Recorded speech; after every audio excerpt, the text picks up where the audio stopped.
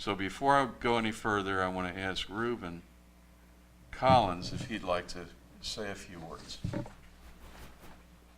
Good evening. How's everybody? My name is Rueben Collins, and I think before I get started, I want to recognize my former colleague, Commissioner Deborah Davis. She's running for the state. Just use the microphone. You gotta go to the podium there. Okay. Not everybody's smart. Okay. I forgot what I just said. But no, I just wanted to recognize Deborah Davis. And Deborah has been a strong supporter of bringing light rail here to the community. I wanted to kind of save the more detailed discussion for Gary and Mr. Ross because they know this stuff up and down.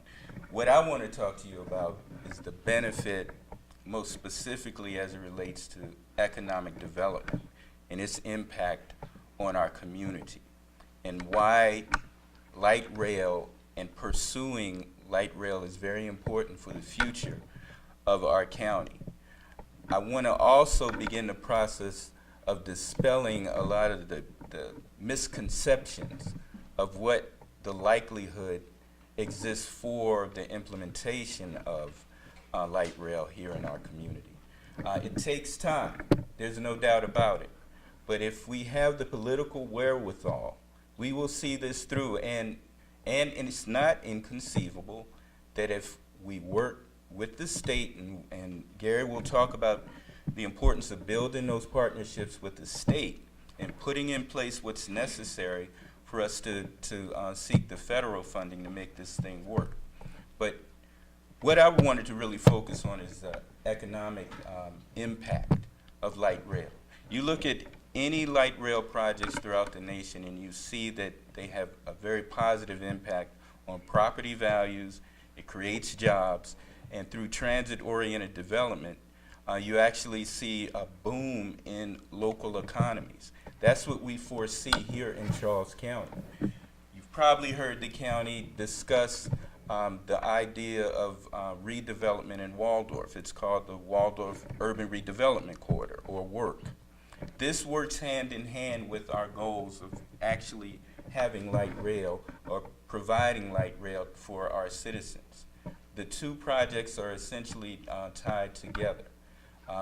The alignment studies that were done about 9 years ago reflects that area off on 925 Old Washington Road. Within that corridor, that is like the core of the redevelopment corridor. The county plans on actually moving forward, and I can assure you if I am elected, there will be a tremendous thrust to ensure that the county actually invest in the infrastructure in that area to provide what is necessary in terms of road improvements, water and sewer in that area to make it feasible for us to move forward.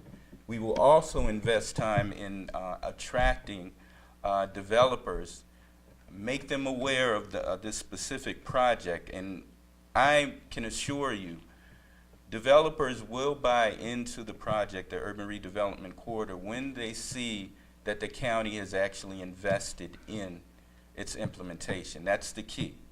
And I feel confident, whether it's a Jealous administration or a Hogan administration, that we will be able to work with the state to continue to receive support. Now, the Hogan administration has not totally bought into light rail per se. It's more aligned with the idea of bus rapid transit. But we believe once the next phase of studies take place, it will be abundantly clear that for our needs here in Charles County, and certainly the alignment which extends into Prince George's County, it would be better served by light rail. Because bus rapid transit is limited in terms of, the actual number of riders that would actually commute using bus rapid transit. There's more opportunities for expansion for light rail. Another issue I think when we look at this, again, we talk about timing. Our hope is within the next 4 years, we'll be able to get a commitment from the state to allocate $27 million or more that will go towards funding for the necessary planning phases and the environmental studies that are needed, the NEPA studies that are necessary in order to move forward. That will put us in a position where we can begin to make our case on the federal level. No matter how you look at it, it requires partnerships on the federal, local, and state level. One of the things I'm most proud of is the commitment that we've received from Prince George's County. And Mel has definitely been a leader in terms of being an advocate for this project, because it certainly impacts the citizens of southern Prince George's County just as much as it does Charles County. So it's a benefit to the entire region. And in addition, St. Mary's County as well, has bought into the project, because the Southern Maryland region recognizes that this project will have a tremendous impact on ridership times. The estimated time of an average ride by commuter train is about a ride to the District of Columbia is about 37 minutes.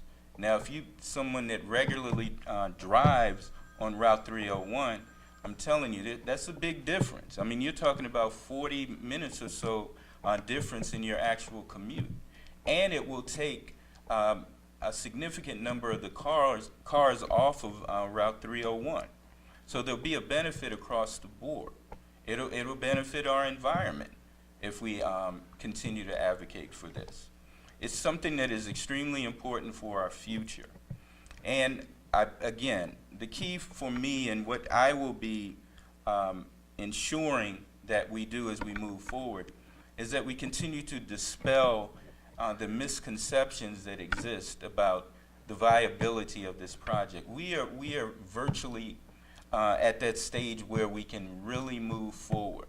I think it's appropriate that the theme for this evening is taking it on the fast track. We will continue to do that, but the only way we will move on the fast track is by continuing to develop the partnerships that exist on the county and state level. And that's where the support of the community is the key. The more we hear our citizens saying that this is an important project, and it's a viable project, and it's something that our citizens want to see in the very near future, that will be the message that, on the state level in particular, that will be the message that will resonate. So it's up to us as citizens to continue to move forward. And so, I kind of want to close with that, and I'm certainly open to any questions. But I'd certainly like to give Mel an opportunity to kind of speak on this, because as Gary said, this would not even be possible if we were not in partnership with Prince George's County, if this were not an actual priority for Prince George's County. So with that said, I'm let Mel come up. And great seeing you, man. Appreciate it. Thank you. Appreciate it.